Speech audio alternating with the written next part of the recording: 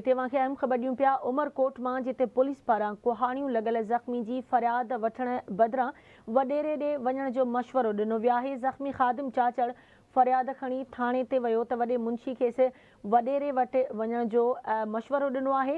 ॻोठ हाजी मोहम्मद चाचड़ में झेड़े दौरान ख़ादिम चाचड़ ज़ख़्मी थी पियो हुयो। अहम ख़बर आहे उमरकोट मां असां शेयर कयूं पिया, जिते पुलिस पारां कुहाड़ियूं लॻल ज़ख़्मी जी फ़रियाद वठण बदिरां वॾेरे ॾे वञण जो मशवरो ॾिनो वियो आहे।